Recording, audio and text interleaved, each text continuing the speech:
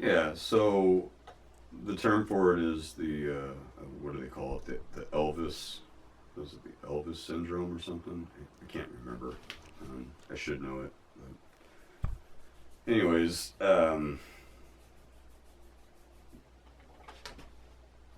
yeah, there's something about acting completely independent and just, using your autonomy. You're an individual. You have agency. Those are things that they don't want you to really know about yourself because that gives you control to have agency over yourself, to over your own autonomy. Um,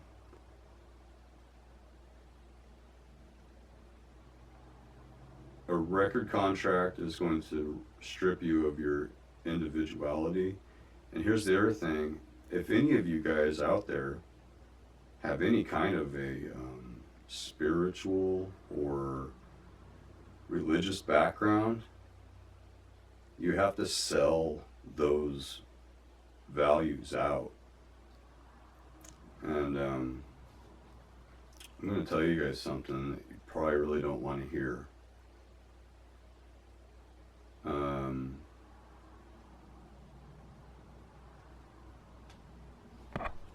in order to get a record label these days, you basically have to admit, or at least be somewhat complicit or implicit about basically just being a Luciferian. So I don't know if you guys saw any of the footage about the Bad Bunny uh, performance for the halftime show or whatever, but they're talking about, like, I mean, I saw some footage of it, and I don't know, shit looked demonic. So, sorry, this is not going to be a super uplifting episode. It's just harsh. It's just harsh reality. You guys think, if you think that the music industry is some sort of benevolent industry, man, it's like the most malevolent. You're malevolent bastards. And breaking off with your heroes is a sign of maturity.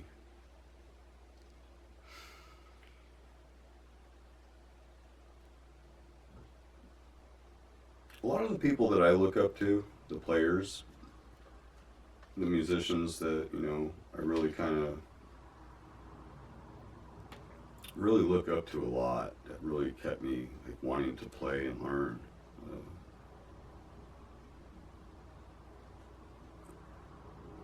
they're they're not. I think personality wise, they never really kind of like struck me as the people that like want to be worshipped. You know, these aren't the types of people that want beta males hanging around them, telling them how great they are.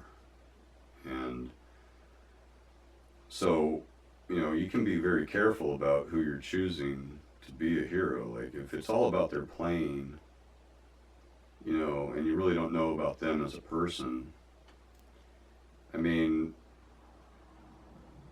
it's heartbreaking when you realize that, oh, this one person that I've liked this whole time is like just an absolute douchebag of a human being, you know. So there is a time for us to have some heroes and to be inspired by others. I mean, there is, absolutely. It's very necessary. It's very necessary to be a student, but eventually you have to grow out of being a student and not being a follower, but really start being a leader and start, questioning your heroes. Start questioning where they're coming from. I got a specific hero that, his the music is so deep. I love everything that the guy does. It's only been maybe like one or two albums that I was kind of like, but I still I can still pick out tracks off of those albums and listen to them still. But you know, the depth through the music was very alluring to me. Like that really reeled me in because of all the depth that was in the music. And then, later on, I found out that this person doesn't really believe in God, and grew up Catholic. And a lot of people that grow up Catholic, man, they tend to lose their religion. I mean, I know there's something very, you know, screwed up about the Catholic religion. It's very forceful. It's just forceful, I guess. But I see that a lot with people. If they grew up Catholic, they end up like losing God. And so, I don't judge this person for that. Okay, they grew up that way, and then they chose like, oh, okay, well, I don't really see it, and I've never seen any sign that there's a God or whatever. And so, people become agnostic, people become atheistic, and all that stuff. And it's just an example of that. I don't I don't like devalue that person because they have different beliefs. But this is a good example of being able to discern that, hey, just because I like this guy's music a lot, like, okay, well, there's some beliefs, some worldview beliefs that we really don't share, and that's okay. I'm not going to change my mind about my views of God and religion. I'm not changing any of that stuff just because I found out one of my heroes doesn't believe in God, you know? And it's okay. You can start, you have to start breaking, you shouldn't be trying to adjust your personality to try to get along with a hero or something like that, because that is selling yourself out. It's that it is when you decide that you're going to change your personality or change a belief or something that maybe is kind of deep inside of you, and you're willing to just sell that out because you want homeboy to like you. Man, it's just stuff like this it's you know this is stuff people don't want to think about, but this is stuff I think about, and so I want to share it with you guys. Um, so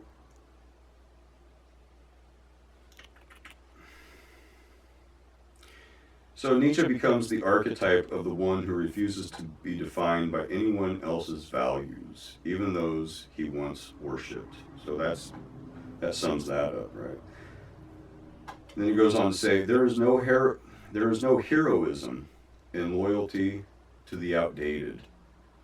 There is only stagnation. Yeah. True greatness begins where the road forks. When you choose to walk alone, when you risk exile, misunderstanding, and even failure in order to follow a vision no one else can see. Every musician must one day stand where Nietzsche stood, and they must ask, is this wisdom or is this control? Is this mentorship or is this manipulation?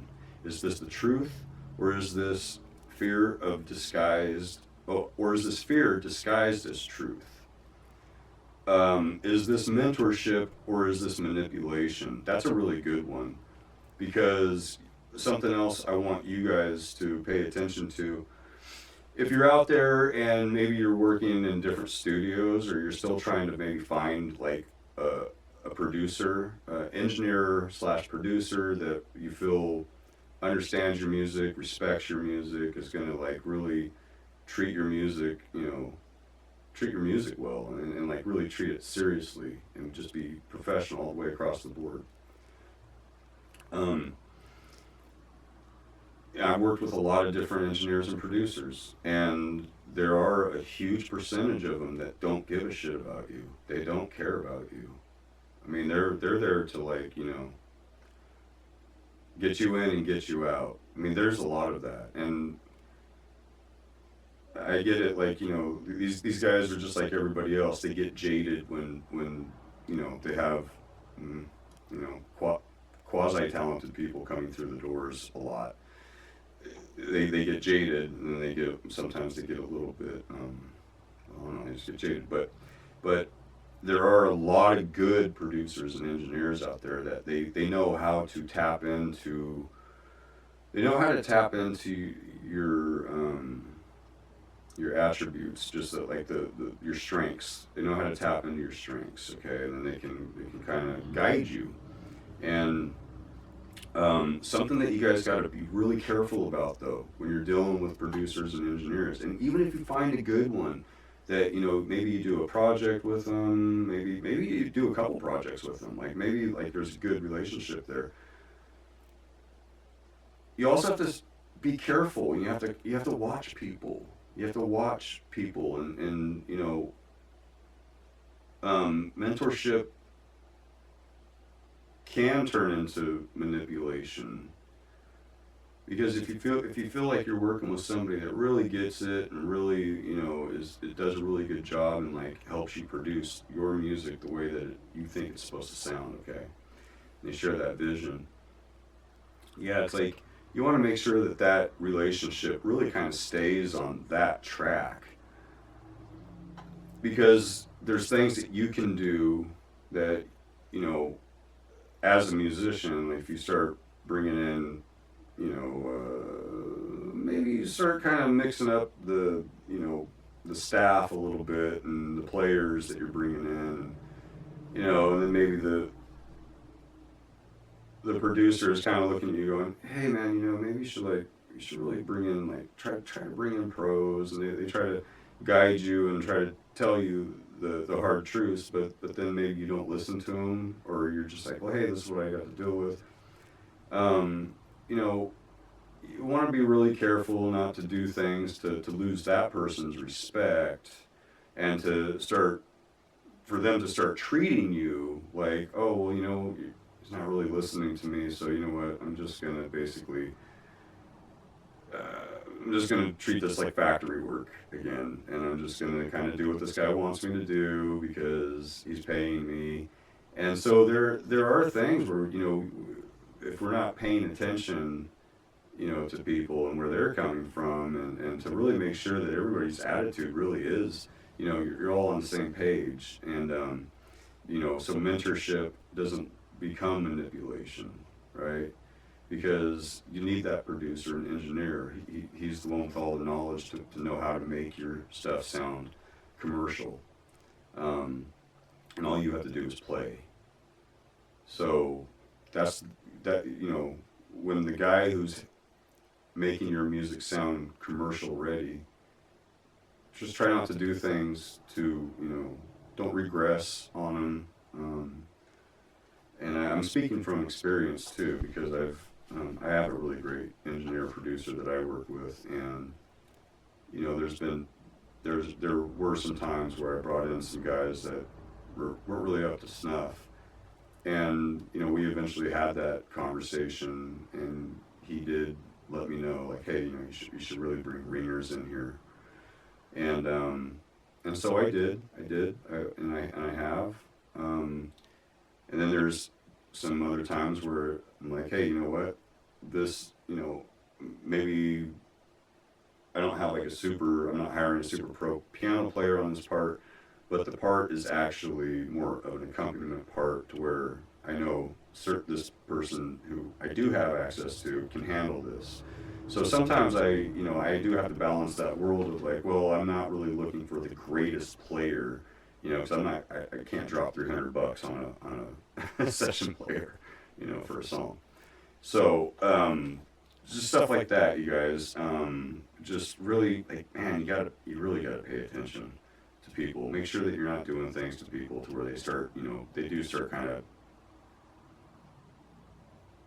I don't know, switching their attention or something on you. I don't know. But this idea of true greatness begins where the road forks. When you choose to walk alone, when you risk exile, misunderstanding, and even failure in order to follow a vision no one else can see. Um, yeah. So I'm going to stop there with that, because that's leading me into some of these other things I wanted to talk about, which is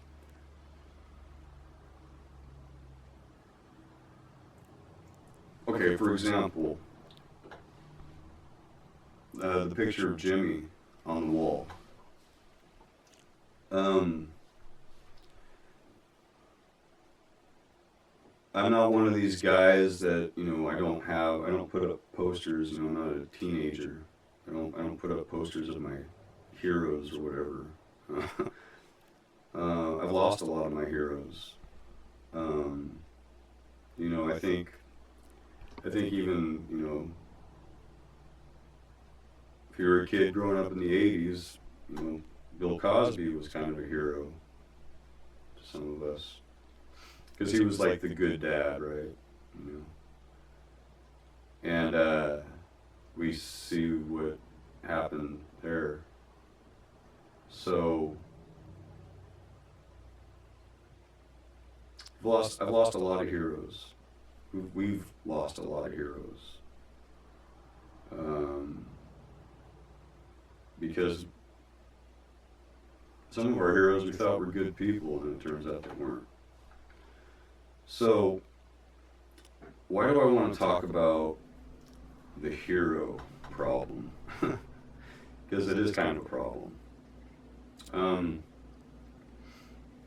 Yeah, it's one thing to be inspired by somebody and then like to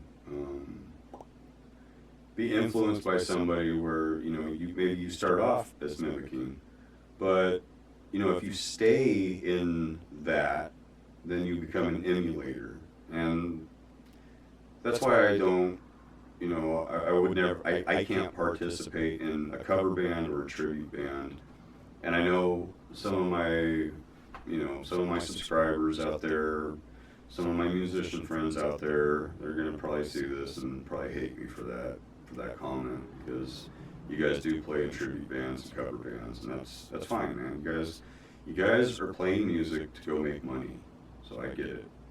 You're feeding yourselves with music, so that's a job, and that's a part of the thing that I'm bitching about is I don't want to pathologize my music into a restricted sort of stagnant job, because I've tried playing in cover bands before and I can't stand it. I mean, it doesn't last long because I do it for the money, and that's it. There's really no enjoyment. I don't even enjoy the players half the time. So that's a sellout move, and I'm guilty of it. And I know there are some people out there that they've got great tribute bands and everybody gets along, and that's just wonderful. But again, we're doing it for different reasons. So I want to create. That's all I want to do is just create. So I'm very selfish that way. But I don't care, because there's that fork in the road, It's like, no, I'm going to keep doing my own thing. I'm just going to keep doing my own thing. And it's probably going to upset people. It's going to make me to be more of like a pariah and an outcast. But it's okay. It's okay. Some of us just aren't, you get to a point where, you do have to test market your music, and so there's a level of, there's a threshold to or a certain threshold of validation, right? That you're seeking out as a musician. Now, validation is a very slippery term, because there is a level of validation that you're seeking when you're test marketing something, because you want to know that your product is good. If you know that your product is good, if eventually you know inside yourself that your product is good, and I'm not talking about this fucking shallow ass bullshit this shallow thin veneer of humility that musicians do, like, oh, we're not that good, when you actually know you're good. That shit's old. You guys stop doing that. Like, oh, like you're trying to win the most humble award or something. Like, that is really annoying. It's okay to say, you know what, yeah, we're good and we have value. Because if you can't do that, you're not selling yourself. You're not getting good paying gigs.